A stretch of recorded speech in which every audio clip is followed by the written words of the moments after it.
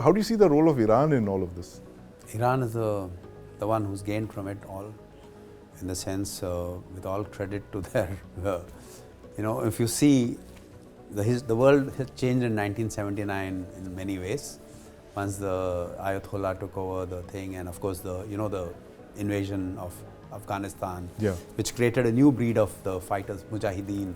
1979, the 1979. Most significant year probably of the post-Second World War.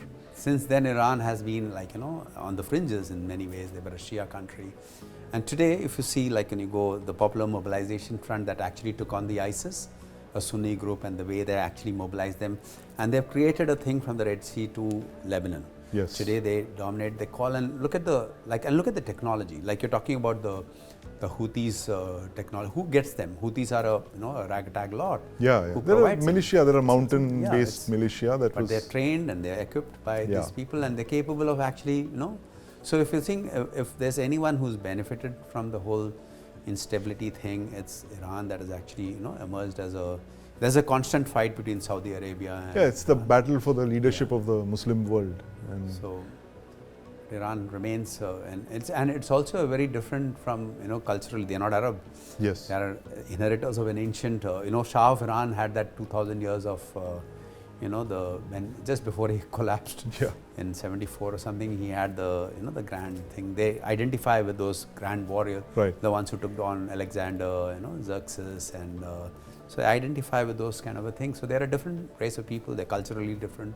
They are, but the sad part is our world is so divided that we are not able to, there's a lot of lesson in the way we Indians accommodate each other. You look at the multiculturalism that we have, and the way we have been able to absorb and assimilate people. That kind of a thing doesn't exist in the Middle East for whatever reason. They don't have that ability to assimilate. The divisions are far more acceptance of each other. That's something which is very, it's a very either all or none. It's like there is no compromise that you give and take. That kind of a thing doesn't exist. In fact, that's the kind of rhetoric that we are also seeing post October 7, the violence, and where both sides have been literally invoking the Bible to call for the extermination of the other. And this is the kind of angry rhetoric that we haven't seen in many years, and we actually thought the Middle East was going to be a very peaceful place, but sadly that's not the case, at least in the near future. But last thoughts, Colonel Pillay, do you see, after the violence, do you see a Hamas 2.0, an even more deadlier version of Hamas emerging from the rubble, or do you see peace? There can be two outcomes to this. That one is that you create a new, more revenge-seeking generation. Like ISIS replaced Al-Qaeda. After Al-Qaeda, you had ISIS. But then with the extermination of ISIS, or with the extermination of LTT, Prabhakaran and the leadership eliminated, you had the problem sorted. And so I really think, I really, because there's no limit to the amount of effort that people have put in.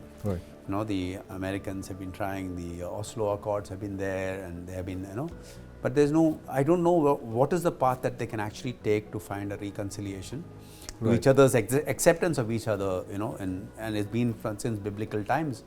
It has been there, and I think the earlier they accept the existence, because for them it's a tiny sliver of land. If you look at the 14 million Jews that are there, and 1,400 people being killed, it's like 1.5 lakh people being killed in India.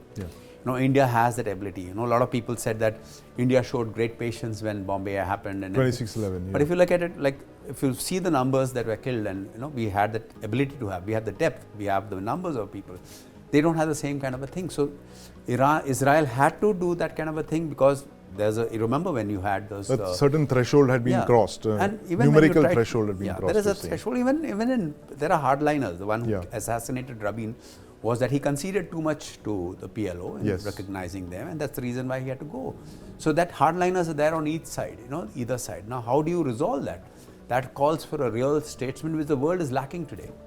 That statesman who can actually get people to the negotiating table and get them to talk, and that kind of a statesman today, we probably saw them post-World War, because the world went through a lot of suffering collectively, and then they were willing to talk and negotiate, and people were capable, and that's how the Europeans were reconstructed.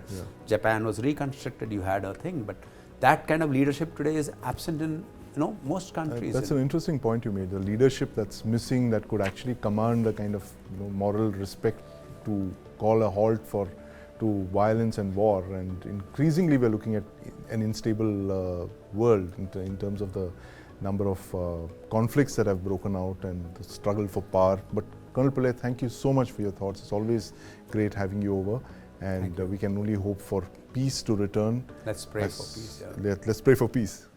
News 9 Plus. Download now.